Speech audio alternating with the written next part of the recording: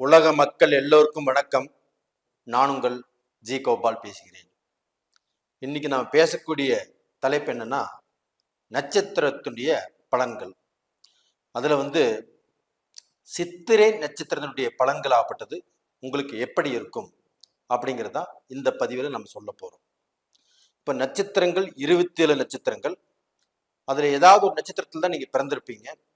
இந்த நட்சத்திர பலனும் நம்மளுடைய ஜாதகத்தில் நடக்கக்கூடிய தசா புத்தியுடைய பலனும் இரண்டும் இணைந்துதான் நம்மளை உருவாக்கும். அப்ப அந்த நட்சத்திரத்துக்குன்னு சில குணங்கள் இருக்குது. அப்ப அந்த ஜாதகத்தில் நடக்கக்கூடிய தசா புத்திகளுக்கும் சில தன்மைகள் இருக்குது. இது ரெண்டும் சேர்ந்துதான் நம்மளுடைய வாழ்க்கையை நிர்ணயிக்கும். அப்ப டோட்டலா இந்த நட்சத்திர பலன் பாக்குறீங்கன்னா அது கூட உங்களுடைய ஜாதகத்தையும் நீங்க பார்த்துக்கிறது ரொம்ப நல்ல விஷயம்.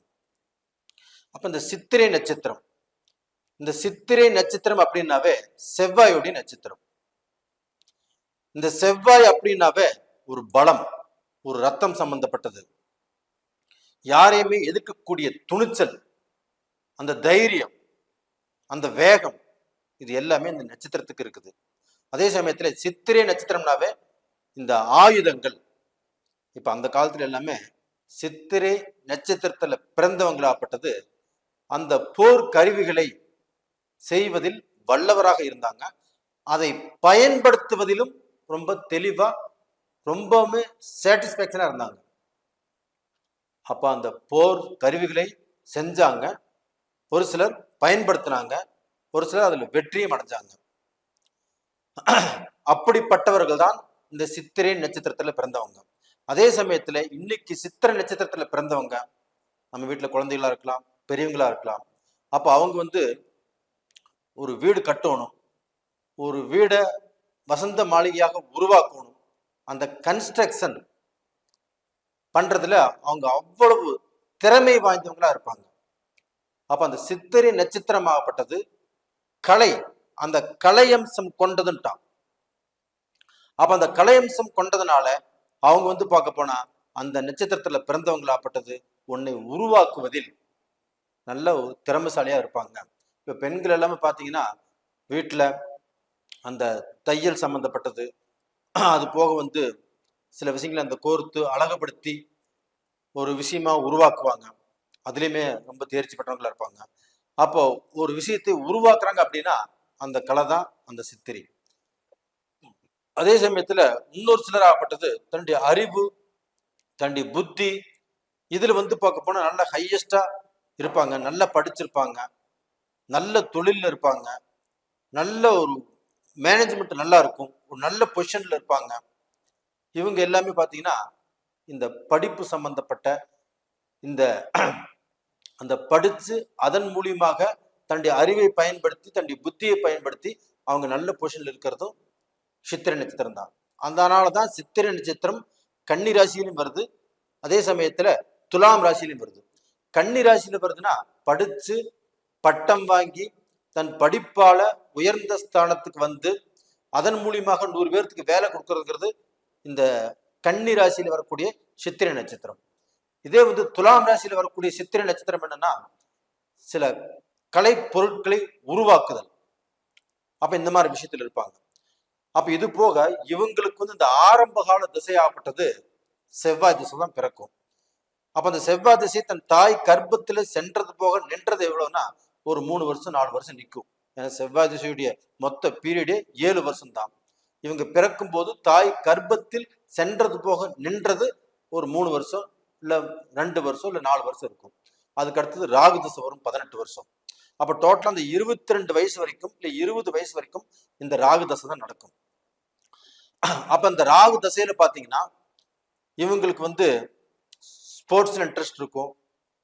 அதே சமயத்துல இவங்க நல்லா விளையாடணும், அதுல நல்ல நிலைமைக்கு வரணும், நம்ம ஜெயிக்கணும் அப்படிங்கிற அந்த திறமைகள் ஆகப்பட்டது இவங்களுக்கு ஜாஸ்தியா இருக்கும்.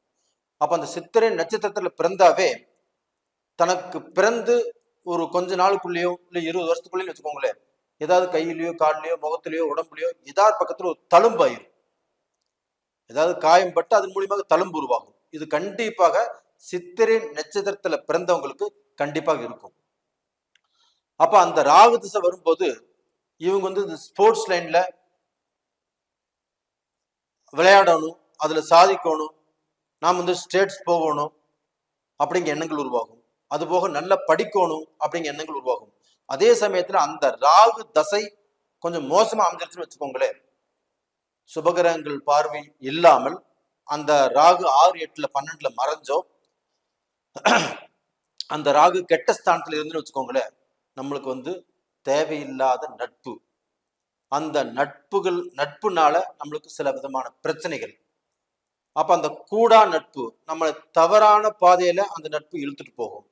அப்படி இழுத்துட்டு போய் நம்ம தவறான பழக்க வழக்கங்களை கத்துக்குவோம்.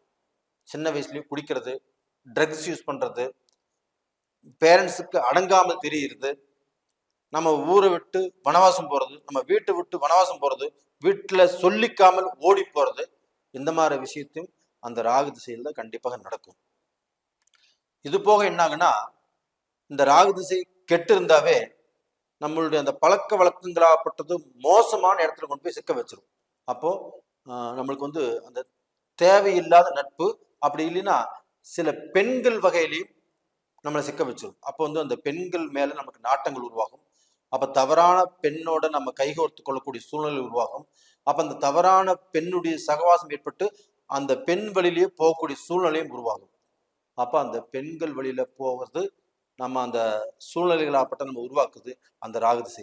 அப்ப அந்த ராகு திசையில நம்ம ரொம்ப ஜாக்கிரதையாக நம்மளை நாம மெயின்டைன் பண்ணிக்கணும்.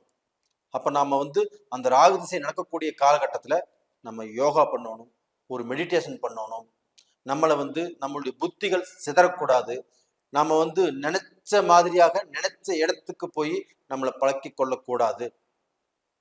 அப்ப இது மாதிரி நம்மளை பாதுகாத்துக் கொள்வது ரொம்ப ரொம்ப அவசியம். அதே சமயத்துல இந்த ராகு திசையில, அதாவது இந்த சித்திரை நட்சத்திரத்துல பிறந்தவங்களுடைய பேரண்ட்ஸ் ஆகப்பட்டது, அந்த சித்திரை நட்சத்திரத்துல பிறந்த பெண்ணாக இருக்கட்டும் ஆணாக இருக்கட்டும், அவங்கள வந்து இந்த ராகு திசை காலகட்டங்கள்ல ரொம்ப ஜாக்கிரதையாக பார்த்துக்கிறது ரொம்ப ரொம்ப நல்ல விஷயம்.